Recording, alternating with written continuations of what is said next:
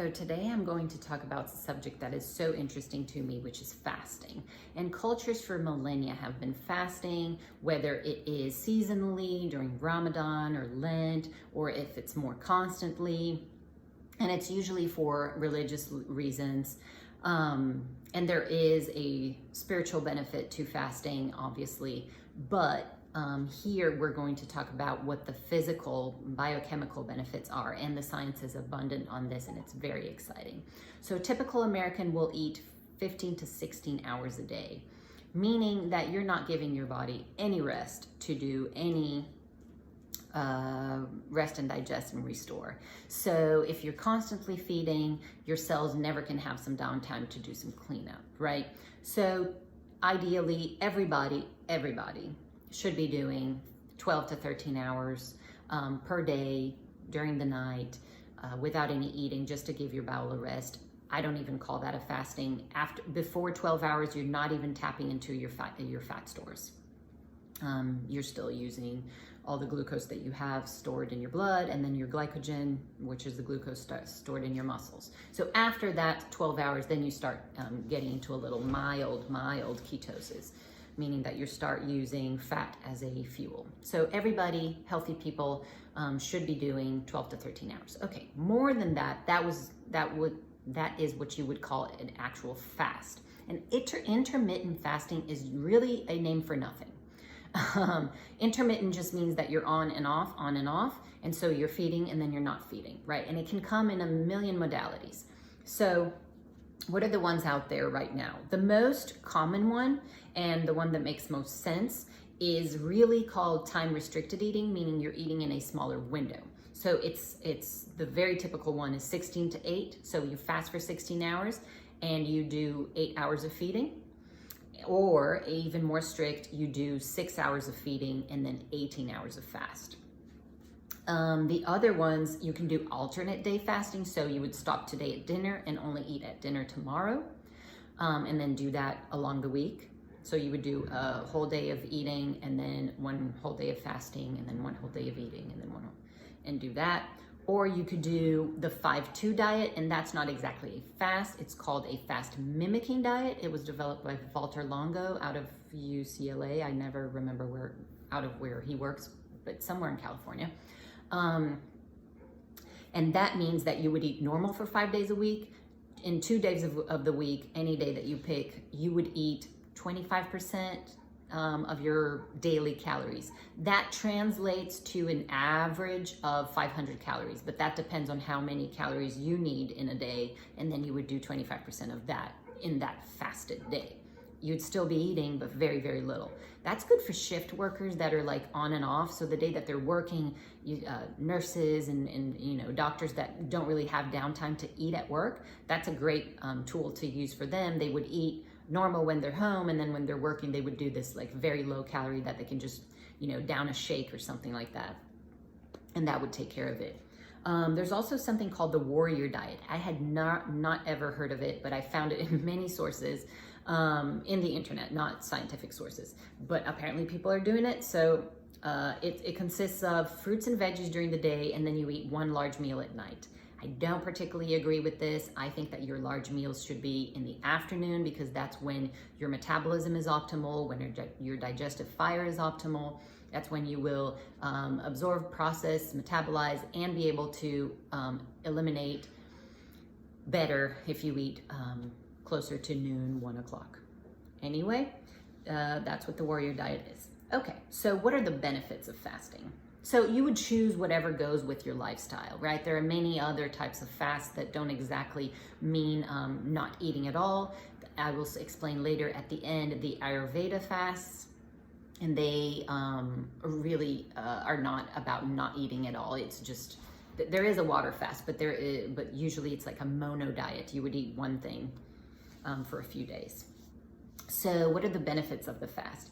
So first and foremost, it activates the cleansing and repairing processes of the cells, right? So it finally gives the cell some downtime for it to do some housekeeping, and all those organelles that are there not working, those debris, those things from your metabolism that have been just accumulating there, instead of them just sitting there because you're constantly giving your cells what to do. Now they have the time to process it, and they do that through a process called autophagy. Autophagy means self-eating, right? So they'll start breaking that down and eliminating that. That in humans would typically initiate between 18 and 20 hours, and the maximum benefits you would find around 48 to 72 hours. And here I would like to do an aside. You're thinking, my gosh, 72 hours, I'm gonna die without the food. Well, no.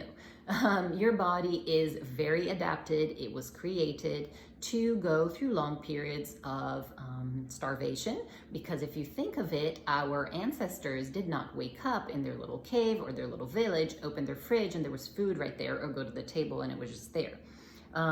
They would probably have to walk to forage for fruits, for vegetables.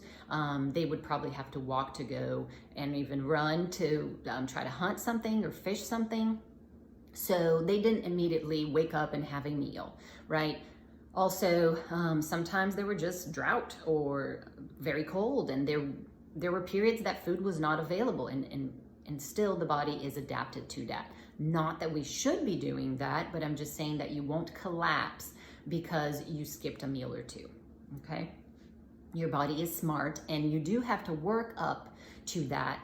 Even the 12, 13 hour fast, that I don't even call it a fast, it's a bowel rest that everybody should have. Well, people sometimes have very spoiled mitochondria. And why are they spoiled? Because you keep feeding it glucose, glucose, glucose. You're grazing throughout the day. Your diet is full of sugar. So it's just an easy, cheap energy source for the cell. It doesn't want to go and metabolize fat. Why? That is very costly for the cell, right? So even to get to that 12 to 13 hours, if you're not metabolically flexible, meaning you're not used to switching from glucose to fat burning, you have to work up to that by anticipating your last meal and snack an hour, and then an hour, and then an hour, until you can reach that 12-hour window that you're not feeding.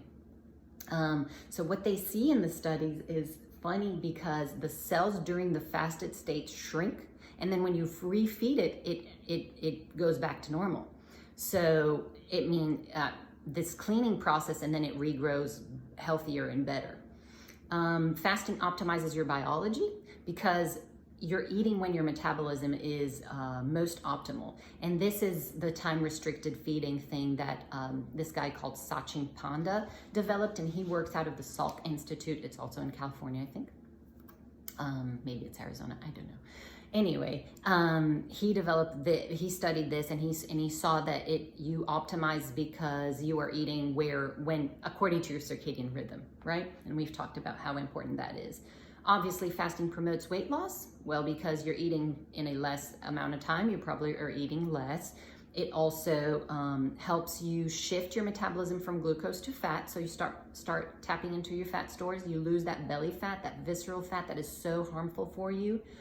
And if you do the 16-hour fast, 8-hour feeding, it typically maintains your muscle mass and strength, especially if you are stimulating your body with strength exercise. So it's important to have an exercise component if you are doing intermittent fasting, if you want to call it that.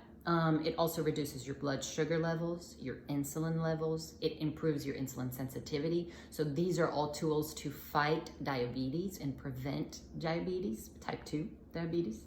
It reduces inflammation, because if it reduces that visceral fat, it reduces your inflammation. Also, it activates pathways that are anti-inflammatory.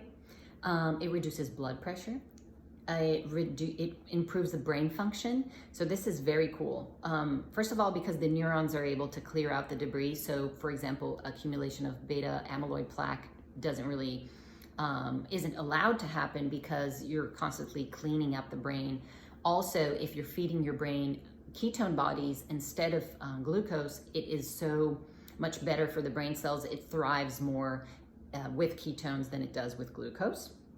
It also stimulates that Miracle-Gro called BDNF, right? That thing that makes your neurons make better connections and grow healthier and stronger.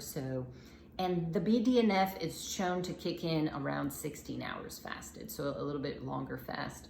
And also, since fasting lowers insulin, insulin damages brain cells. So if you lower insulin, that has a protective effect on the brain. What else? It increases human growth hormone in the longer fasts if you couple it with strength training. So that's good because it's like you taking steroids naturally. So every time it reduces the oxidative damage. Oxidation is like rust in your cells, and when you metabolize glucose, you produce a lot of reactive oxygen species just by metabolizing glucose.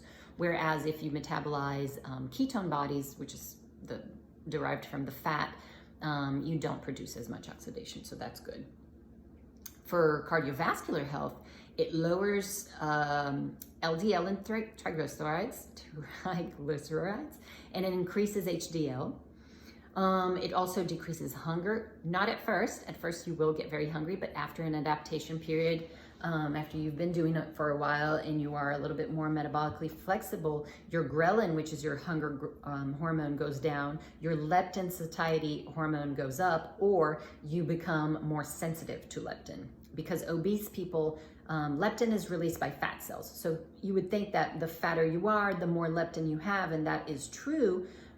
And leptin is what gives you satiety, but it's been shown that the overweight and obese people are not sensitive to that leptin because I guess you just have so much of it floating around, you become resistant to it. So fasting helps with leptin resistance as well.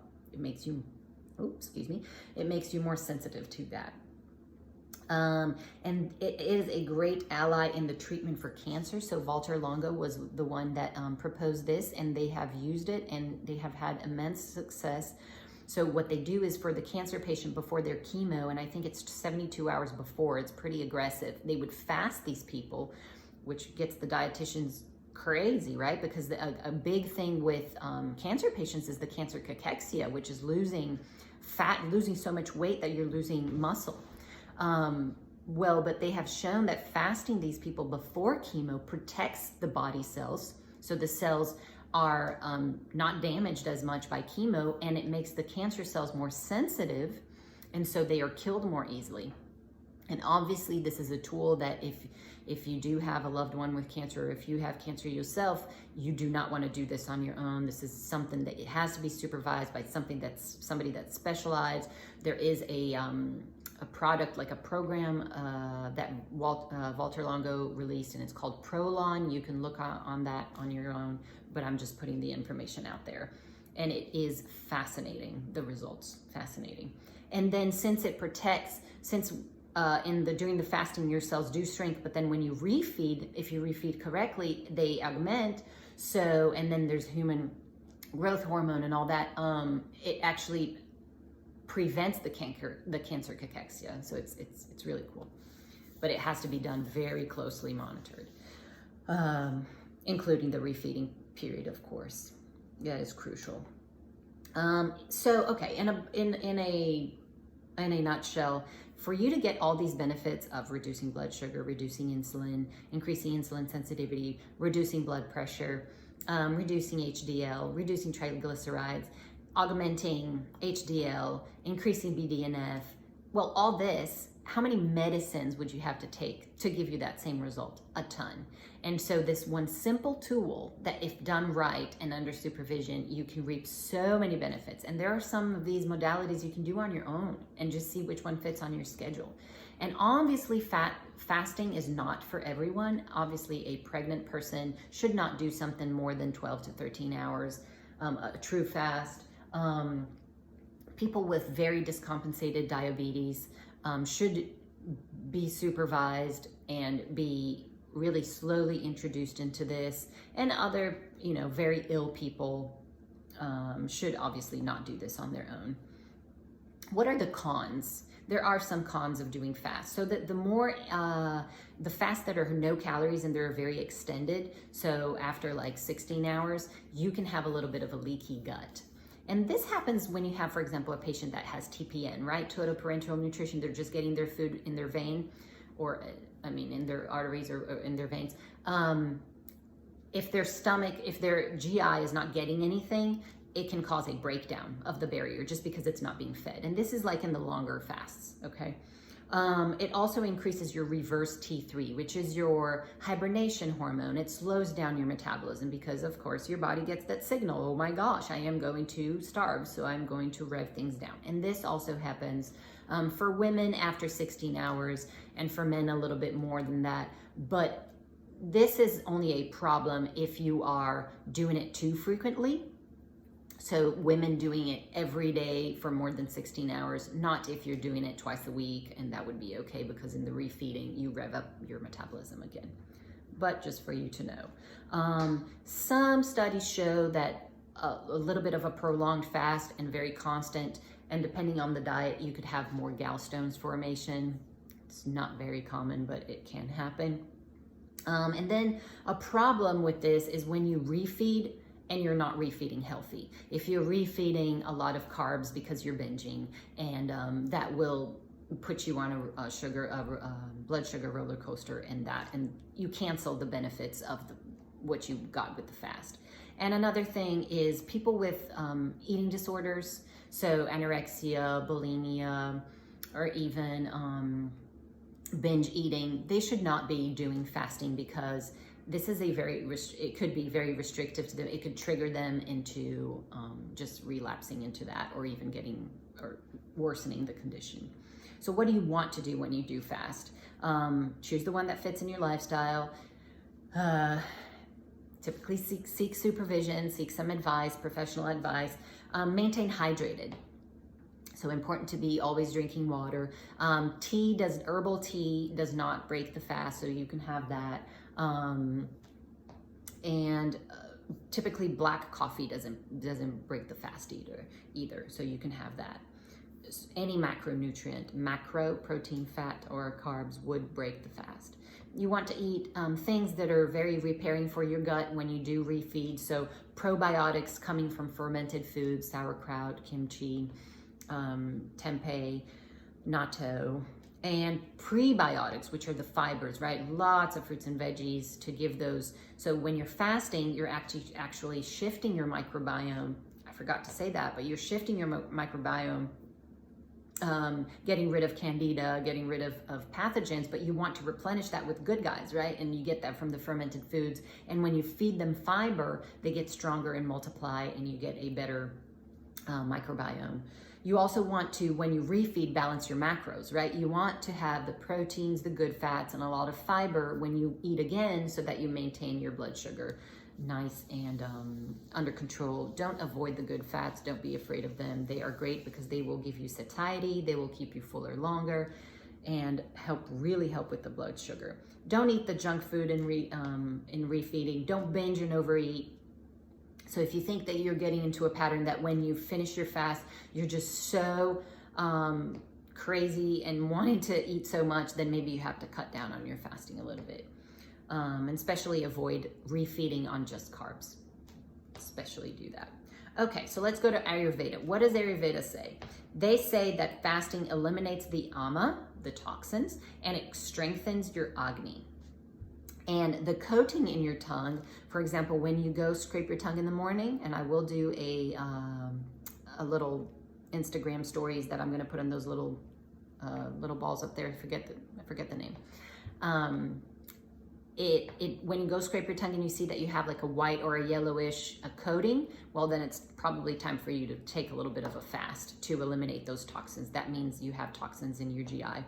Also in the change of seasons, Ayurveda says that every change of season, depending on your dosha, you should do some fasting, and also for indigestion. So obviously, if you're indigestion, probably you need to give it a little rest, and they say that you should fast. So they say that the Vata types should not fast for more than 2 days.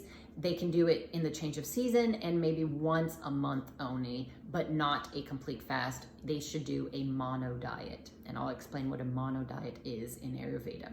The Pittas, which is the other dosha, if you don't know your dosha, there are a ton of quizzes online that you can take if you're interested. Pittas should not fast for more than 3 days. They should do it in the changes of season, and then 1 day a week for the rest of the year. So a day a week you can do a fast. The kaphas should do it for 3 days. They are the ones that need more the fasting, and they can do it every change of season, and they should also do it 1 to 2 days per week. And the only dosha that can do a water only fast would be the kapha. The other 2 doshas should not do water only. So what is the mono diet? Mono diet means you're going to get one food and you're going to eat at breakfast, lunch, and dinner for 2-3 days. So khichdi is a combination dish made from basmati rice at a 1-to-1 proportion with yellow mung dal bean. So you would do a cup of basmati rice, a cup of mung dal. You soak your mung dal overnight because all those lectins and anti-nutrients, you get rid of those so you digest it better. Then you would cook the mung dal with the rice together in a pot, put a handful of cilantro there, put whatever spices you want, cook it with 6 cups of water. Forgot to say that. And then you would eat that for 2 to 3 days. Okay? It cleanses your system, it strengthens your memory, helps with digestion. It's very calming, and you can do that every change of season. A fruit fast is better for kaphas, but other doshas can do it, and you do it 3 to 5 days, and you take triphala at night. Let me grab the triphala to show you. So triphala is a detox combination of herbs, and these are the herbs in triphala. Oop. I don't know if you can see. I don't know. But it's amla fruit, bibitaki fruit, and harataki fruit. It's a combination of these 3 herbs. It's triphala. It's you take it at night when you're doing a fast, just to help detox. It helps you go to the bathroom too.